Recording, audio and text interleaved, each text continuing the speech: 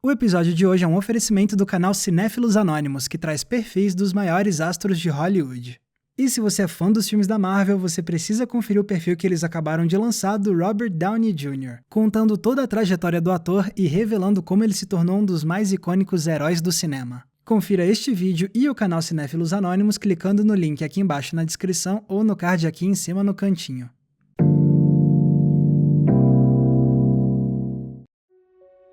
Quando o assunto é filme novo da Marvel, é quase inevitável que as discussões na internet citem duas palavrinhas: Fórmula Marvel. Porque, de fato, nesses mais de 10 anos, ficou evidente que o estúdio se apoiou em estruturas recorrentes de roteiro e de visual. Tudo isso graças à visão criativa escolhida pelo chefão da Marvel Studios, Kevin Feige, que mudou profundamente a indústria de blockbusters no século XXI ao propor uma franquia de filmes conectados que apresentassem um mesmo estilo, uma série de longas que tenham uma coesão narrativa e estética. O que não quer dizer, é claro, que a estratégia não tenha gerado críticas negativas. Em especial, o universo cinematográfico da Marvel, ou MCU, é constantemente acusado de produzir longas enlatados, sem dar chance aos seus diretores para que eles possam criar obras com traços mais autorais. Ou seja, sem dar muita liberdade criativa para que o filme possa ficar com a cara deles. Mas será que é assim mesmo? Existe ou não existe espaço para autoria nos filmes da Marvel?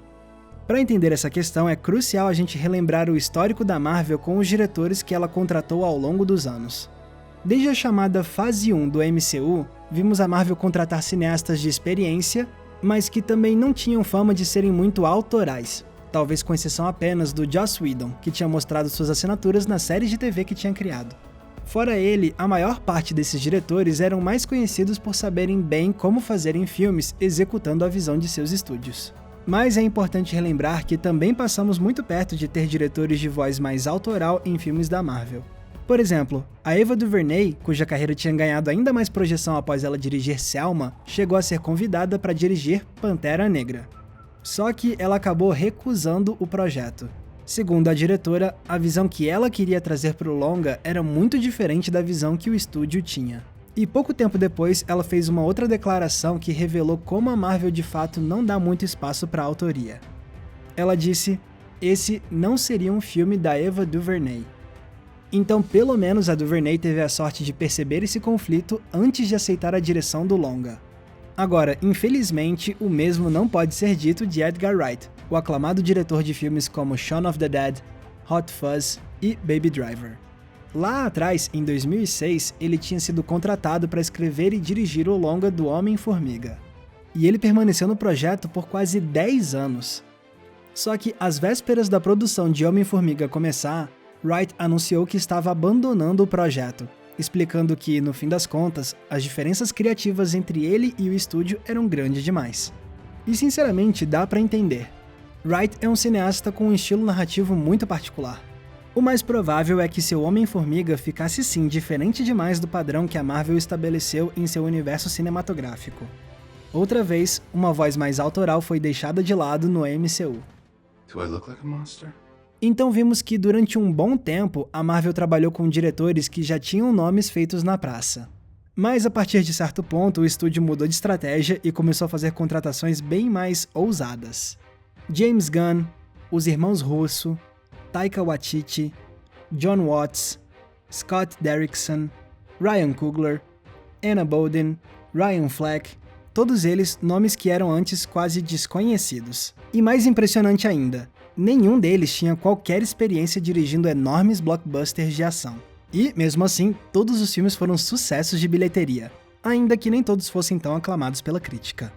E ao perceber essas contratações mais ousadas, a gente começa a entender melhor a abordagem mais recente da Marvel. Em vez de pegar gente com currículos maiores, o esquema agora passou a ser uma escolha de talentos mais novos que estivessem fazendo algo interessante e encaixá-los dentro do estilo da Marvel. E o interessante é que, se a gente olhar de perto, vamos ver que alguns desses diretores conseguiram sim imprimir um pouco de seus estilos particulares nos filmes, mesmo que o controle criativo da Marvel fosse muito grande. Vemos isso principalmente naqueles cineastas cujo estilo particular já combinava com o da Marvel para começo de conversa. Para mim, o melhor exemplo disso sempre foi o Joss Whedon. Antes de dirigir o primeiro filme dos Vingadores, Whedon tinha passado décadas criando suas próprias histórias na televisão. E nos seus seriados, ele deixou claro que tinha um estilo bem particular de escrever.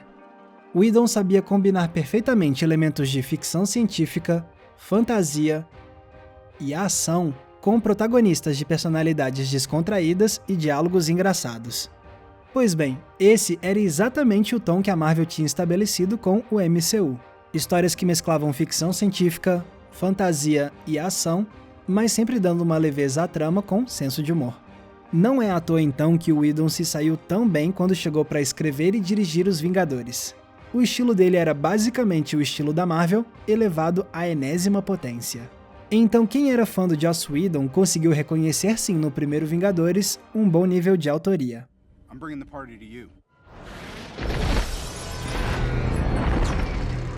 E casos similares aconteceram depois. O James Gunn é outro diretor cujas sensibilidades casaram perfeitamente com o estilo da Marvel.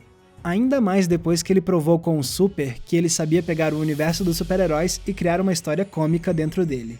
Com tanta sintonia com o jeito Marvel de fazer filmes, não é à toa que o estúdio tenha chamado ele de volta para escrever e dirigir as 2 continuações de Guardiões da Galáxia.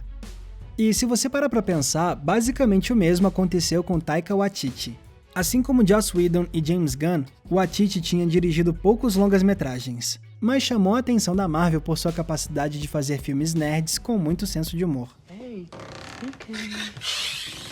Aliás, a gente percebe esse padrão da Marvel contratando diretores de veia cômica quando a gente relembra também o caso dos irmãos Russo, os caras que mais dirigiram longas no MCU.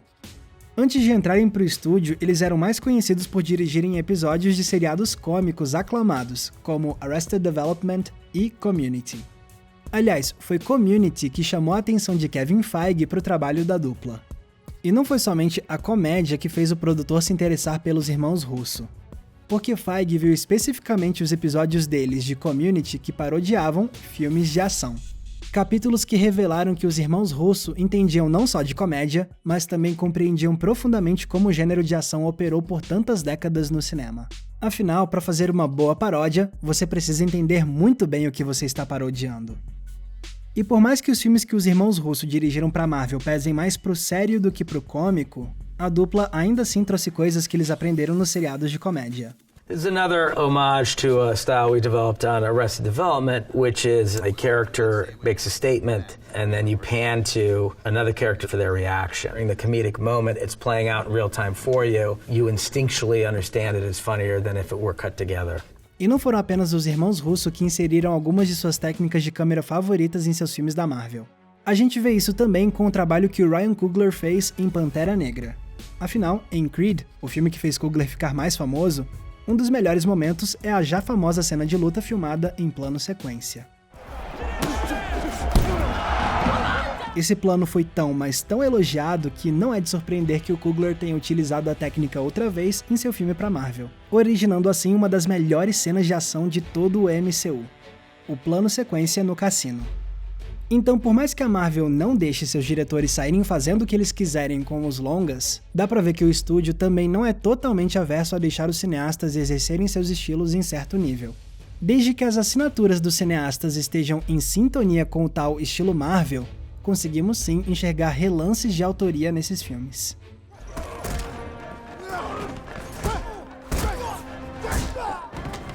Mas agora que vimos isso tudo, também é válida a pergunta: será que a Marvel precisa mesmo deixar seus filmes serem mais autorais? Se vocês viram meu vídeo da semana passada, vocês já sabem que eu não acho que autoria é indicativo imediato de excelência. Filmes blockbusters não precisam necessariamente de evidentes traços autorais para serem bons.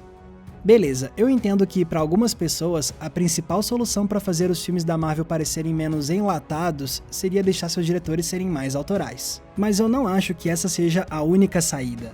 Por exemplo, em vez de ter filmes mais autorais, eu acharia muito melhor ver a Marvel começar a explorar histórias mais diferentes.